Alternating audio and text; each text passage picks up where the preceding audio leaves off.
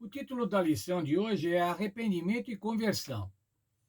Quando a gente ouve essa palavra conversão, a gente se lembra de um equipamento rodoviário, de um equipamento que existe nas rodovias, que possibilitam que você faça um retorno. Você está indo numa direção na rodovia, mas você quer voltar. Você se arrepende de onde você está indo, ou porque não quer ir mais, ou porque entende que aquele é o caminho errado, e você utiliza um retorno, uma conversão. O que acontece? Você está na estrada, você quer ir para um lugar, mas fala assim, mas isso aqui acho que não está dando muito certo. Daí você verifica que realmente o caminho não é aquele. Você toma consciência de que você está errado. Isso já aconteceu comigo, deve ter acontecido com muitos de vocês. Estar numa rodovia e de repente ver que está errado. Você se arrepende, na verdade você se arrepende, fala, não é por aqui. Aí você encontra um retorno. Que bom quando você encontra um retorno. Aí você não continua naquele caminho errado e você vai para o caminho correto.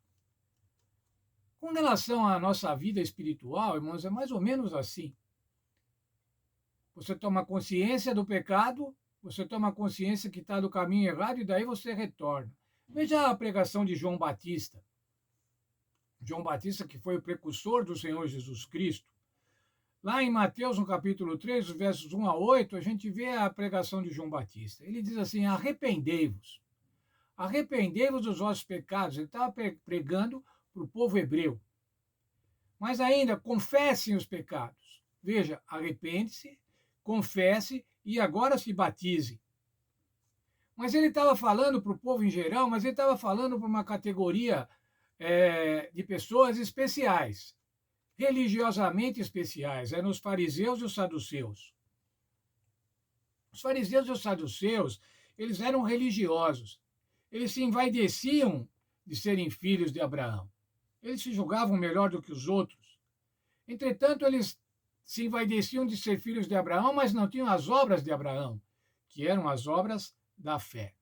Eram vaidosos da religião. E o Senhor Jesus diz que eles eram raça de víboras. Veja, irmãos, eu fico muito preocupado quando eu vejo esses adjetivos que o Senhor usa para os religiosos da época. Raça de víboras. Vocês são vaidosos. Vocês atrapalham a verdadeira religião. O Senhor Jesus disse, irmãos, que o arrependimento tem a ver com as boas novas. O arrependimento tem que estar associado com o Evangelho. Veja as palavras de Jesus em Marcos 1,15. Arrependei-vos e crede no Evangelho. O tempo está cumprido e o reino de Deus está próximo. Jesus estava pregando isso, mas o tempo estava cumprido. Que tempo que estava cumprido? O final da profecia das 70 semanas. E essa era o final, apontava para o Senhor Jesus Cristo, apontava para a obra de Cristo, para o reino de Deus. E o Senhor Jesus estava dizendo assim: arrependei-vos e crede no Evangelho, crede nas boas novas. Tanto João Batista, como Jesus, como Paulo, como Moisés, pregavam o arrependimento, pregavam um novo caminho, uma nova vida, abandonar os pecados. Mas veja, irmão, não é somente abandonar os pecados, é abandonar os pecados e aí obedecer.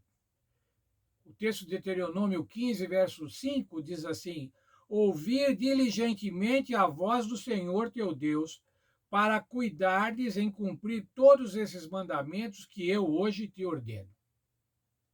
Ouvir. Como que é esse arrependimento, irmãos? Nós vamos agora pedir perdão dos nossos pecados, vamos mudar de vida e vamos viver de acordo com o plano de Deus. Arrependimento, irmãos, é a consciência do nosso estado pecaminoso. É saber que estamos pecando, saber que estamos numa vida de pecado, em oposição à vontade de Deus.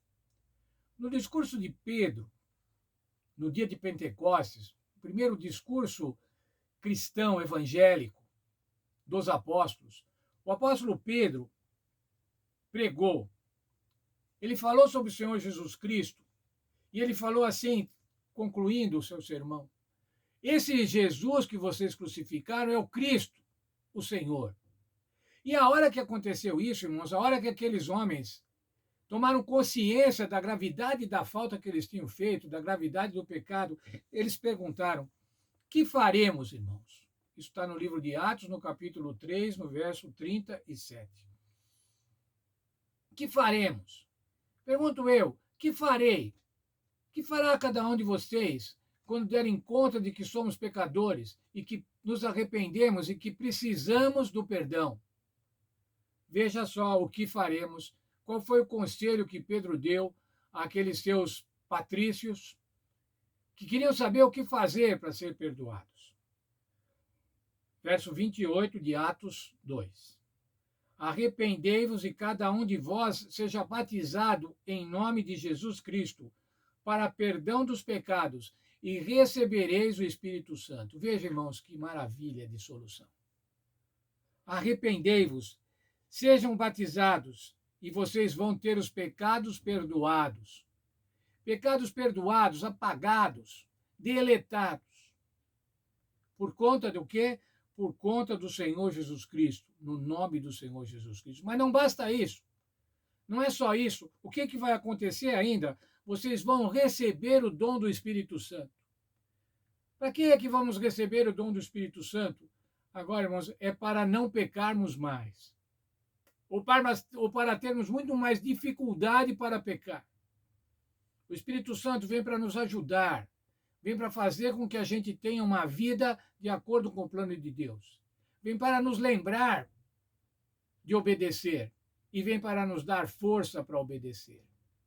Desde que nós deixemos. Porque nós podemos, pelo nosso livre-arbítrio, impedir a obra do Espírito Santo.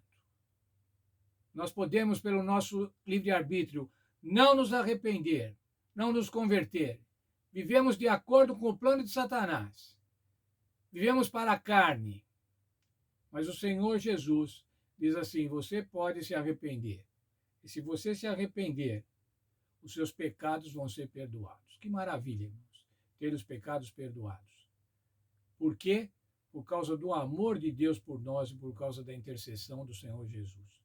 Que Deus abençoe a todos e que nós tenhamos uma boa disposição de nos arrepender das nossas faltas e de nos convertermos, voltarmos, fazermos um retorno na nossa vida para vivermos de acordo com o plano de Deus para cada um de nós.